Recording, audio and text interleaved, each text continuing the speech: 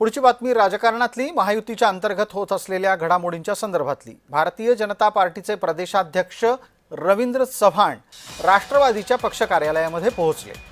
तिथे राष्ट्रवादीचे प्रदेश अध्यक्ष सुनील तटकरे यांच्याशी बैठक झाली। दोन प्रदेशाध्यक्ष एका विलीनीकरणाच्या निमित्तानं चर्चेला आले आणि परस्परांशी भेटले का, बोलले का, हे आता तपासावं लागेल। आमचे सहकारी आणि प्रतिनिधी शुभम उमाळे या निमित्तानं जोडले गेलेले आहेत। शुभम, दोन प्रदेशाध्यक्ष जर भेटणार होते तर त्या निमित्तानं राष्ट्रवादीचं कार्यालय का निवडलं असेल?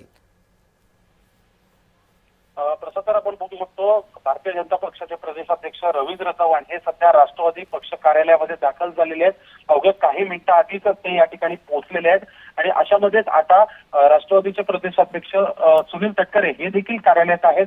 ते देखील त्यांच्या नियोजित बैठकांसाठी या ठिकाणी दुपारच्या सत्रात या ठिकाणी पोहोचले होते। अशामध्येच आता हे दोन्ही प्रदेशाध्यक्ष नेमक्या यांच्यात काय चर्चा होते, काय बैठक होते, इतकंच नव्हे तर आता राष्ट्रवादी शरद पवार गट आणि अजित पवार गट म्हणजे अर्थातच जो आता सुमित्रा पवार गट म्हणून ओळखला जातो यांच्या विलिनीकरणाबाबत काही चर्चा होते का हे देखील पाहणं महत्त्वाचं असेल। इतकंच नव्हे तर मग पुढे पक्षाची वाटचाल कशा पद्धतीने होत आहे, सुमित्रा पवारांसोबत सुनील तटकरे आणि त्यांच्या पक्षातील वरिष्ठांसोबत काय चर्चा झाली आहे, सुमित्रा पवार यांचं विजन काय आहे नेमकं। पण शुभम, एक प्रश्न आणखी इथे पटकन विचारावासा वाटतो की ही सगळी चर्चा जर रवींद्र चव्हाणांना करायची असेल तर ते राष्ट्रवादीच्या कार्यालयात का गेले असतील?